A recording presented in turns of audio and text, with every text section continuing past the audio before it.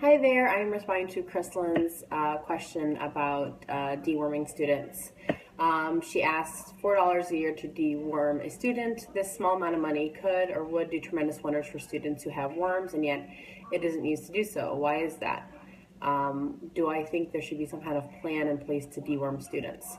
I don't honestly think it's that simple. While $4 seems like a really small number for us, in that area, that could be a lot of money. And I think it's not just a simple thing of let's deworm students. It's about how are these kids getting worms? How do we stop them getting worms? It has to do with they're in the soil, they're in feces, they're in the water. How are we going to make sure there's a clean water supply? And a lot of those things take time and money and resources, and a lot of places just don't have those. So I think there are plans in place. I think there are companies or groups that are working to put programs into place and raise money to make some huge changes.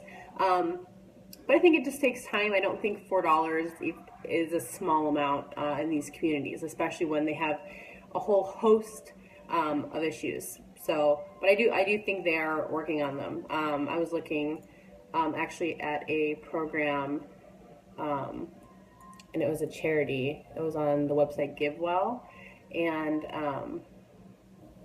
it was about deworming across the world, since it's a problem in a lot of those third world areas.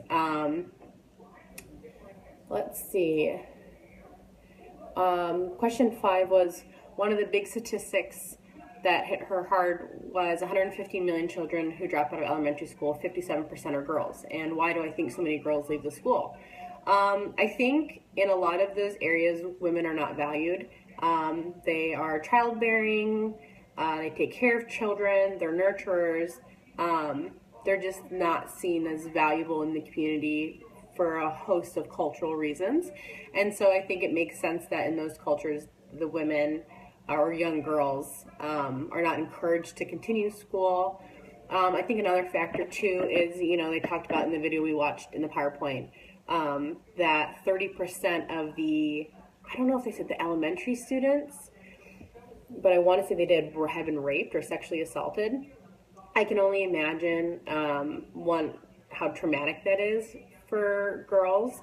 And I'm sure that plays a huge factor, but also we're probably talking young pregnancy rates, STDs, and they were talking about HIV in the video we watched. So I'm sure those are really big factors as well, that play a part into the percentage of young girls that leave school versus the number of boys who leave school. And then too, on that, just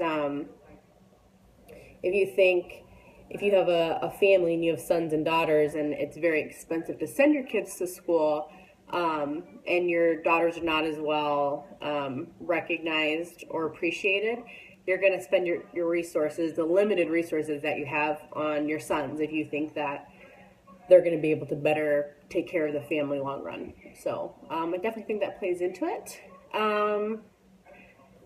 Yeah, I think that's it. Look forward to the rest of the conversation.